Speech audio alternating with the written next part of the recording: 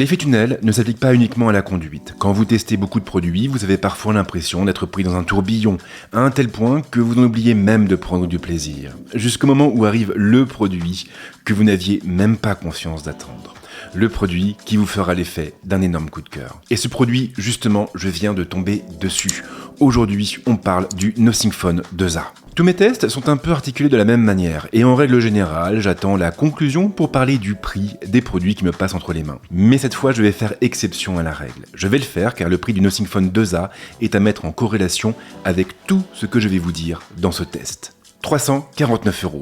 C'est un chiffre simple à mémoriser et je vais vous demander de le garder dans un coin de votre tête. Nothing, vous le savez, a pour habitude d'intégrer les composants de ses téléphones à leur design. Le Phone 2A s'inscrit pleinement dans cette tendance. Ici, en l'occurrence, l'emphase est mise sur la bobine NFC. Elle occupe toute la partie supérieure du dos du téléphone et elle accueille en son centre son module photo avec ses deux optiques. Et oui, on dirait des yeux. Le bas est occupé par une gigantesque nappe courant jusqu'au connecteur USB du téléphone. Une nappe dont le dessin a été inspiré par le plan du métro de la ville de New York. Un plan réalisé par Massimo Vignelli, un designer italien des années 30. Cet espace vient également accueillir la batterie du téléphone ainsi qu'une partie de ses circuits imprimés.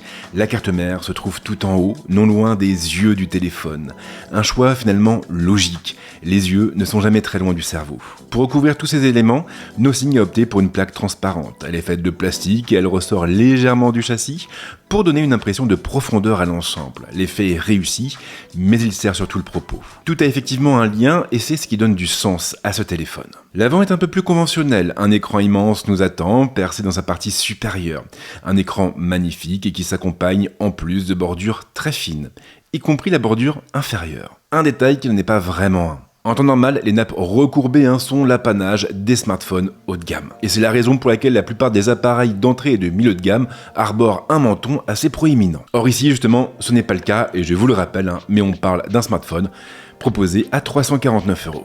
L'interface Glyph, si chère à la marque, est aussi présente sur le Nothing Phone 2A.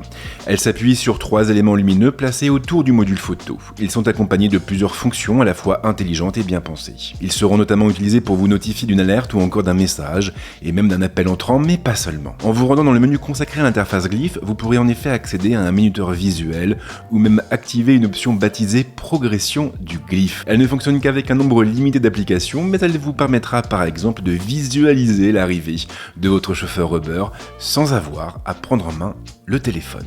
Et j'aime beaucoup cette philosophie. Avec cette interface, Nothing n'a pas uniquement cherché à créer quelque chose d'original. La marque a voulu apporter une chose fondamentale à ses utilisateurs, de la quiétude. De la quiétude, mais aussi de la personnalisation. Après avoir installé le compositeur, vous pourrez créer vos propres séquences lumineuses et les utiliser ensuite comme sonneries.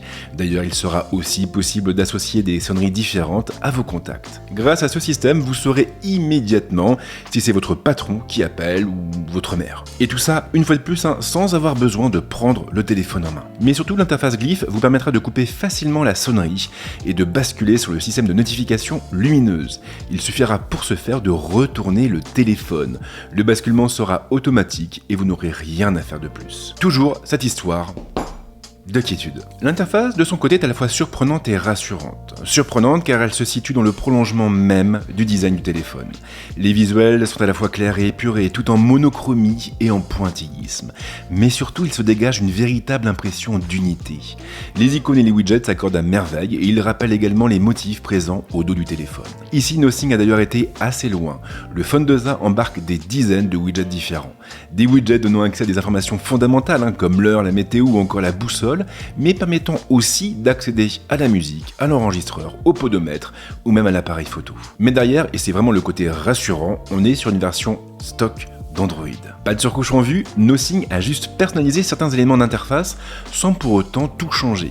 Par extension, cela veut également dire que le Phone 2A est d'une fluidité à toute épreuve et qu'il pourra être facilement mis à jour par la suite. Et à ce propos, sachez que ce téléphone bénéficiera de 3 ans de mise à jour majeure, avec une année de plus pour les mises à jour de sécurité. C'est un bon début et j'espère sincèrement que la marque n'en restera pas là. Jusqu'à présent, nous avons surtout parlé de design et d'interface, mais le volet technique n'est pas en reste non plus. L'affichage repose ainsi sur un écran AMOLED de 6,7 pouces. Un écran atteignant une définition en Full HD, mais aussi et surtout une luminosité de 1100 nits en extérieur et de 1300 nits en crête. avec en prime un taux de rafraîchissement de 120 Hz, un taux d'échantillonnage tactile de 240 Hz et du 10 bits au niveau des couleurs. Deux profils sont en plus proposés. L'utilisateur aura le choix entre le profil actif avec des couleurs un peu plus vibrantes, un peu plus saturées, et le profil normal qui se rapproche davantage de ce que l'œil perçoit. Et dans les deux cas, il sera possible de tendre soit vers des couleurs chaudes, soit vers des couleurs froides. Et vous vous rappelez, on parle ici d'un téléphone qui est proposé à 349 €. En pratique, en tout cas, cet écran se montre très efficace. Efficace pour les films et les séries, bien sûr, mais pas seulement. Il excelle aussi en jeu grâce à son taux de rafraîchissement et son taux d'échantillonnage élevé. Le Phone 2A n'aura en effet aucun mal à tirer son épingle du jeu sur des titres rapides comme Call of Duty. Ce qui nous amène au chapitre de la puissance, un chapitre qui vous inquiète peut-être un petit peu.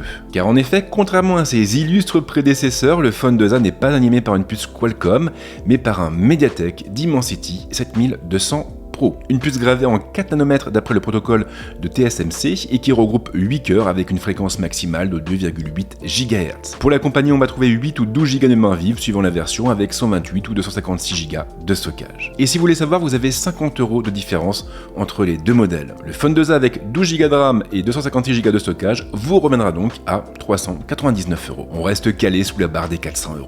Tout va bien. Et c'est d'ailleurs cette version qui m'a été envoyée par la marque. Quoi qu'il en soit, pour un usage quotidien, il n'y a aucun ralentissement à déplorer.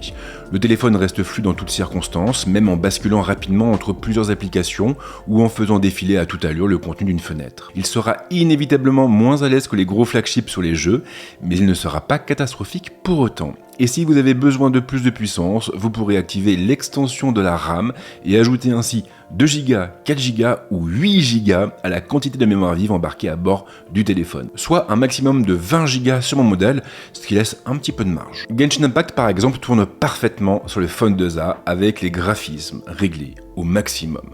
Plutôt surprenant pour une puce positionnée sur le milieu de gamme, surtout quand on connaît l'exigence du titre. Alors histoire de faciliter les choses, j'ai aussi fait tourner quelques outils de benchmark sur le téléphone pour vous permettre de comparer ses performances à votre smartphone actuel. Geekbench 6 par exemple lui a attribué 1133 points en single core et 2602 points en multicore sur la partie CPU, avec 3258 points sur la partie GPU. 3D Bench de son côté est monté à 4086 points sur Wildlife et à 4113 points sur Wildlife Extreme. Et la chauffe alors? Elle reste maîtrisée. Il y a clairement du mieux côté Mediatek, mais Nothing a en plus équipé son téléphone d'un nouveau système de refroidissement avec une plus grande chambre à vapeur et une plus grande zone de refroidissement. Des aménagements qui aident à accélérer la dissipation de la chaleur et à éviter, bien sûr, de potentiels coups de chaud. L'autonomie de son côté est assurée par une batterie de 5000 mAh, une batterie qui est franchement hyper efficace. Avec mes usages, le Nothing Phone 2A tient en moyenne entre 1 jour et demi et 2 jours. Il fait donc largement mieux que mon iPhone 15 Pro Max. La charge reste en revanche limitée à du 45 watts et il faut reconnaître que c'est un petit peu dommage. Maintenant, l'iPhone ne brille pas non plus sur ce terrain, pas plus que les derniers flagships de Samsung. Et oui, je vais encore vous rappeler le prix du Nothing Phone 2A car il n'a pas changé. On est toujours à 349 €. Mais c'est finalement sur le terrain de la photo que le Nothing Phone 2A m'a le plus surpris. Et ce pour une raison assez évidente, je n'attendais absolument rien de lui. Je n'attendais rien car en règle générale, les smartphones positionnés sur ce segment tarifaire font de nombreux compromis en photo. Ce qui est aussi un moyen pour le constructeur de conserver des marges correctes. Toutefois, Nothing a opté pour un autre chemin. Le Phone 2A est donc équipé de 2 capteurs principaux à l'arrière, des capteurs affichant exactement la même définition, à savoir 50 millions de pixels. Le premier est couronné d'un grand angle ouvrant à 1.88 et le second d'un ultra grand angle ouvrant à 2.2. Les focales de leur côté sont au nombre de 3.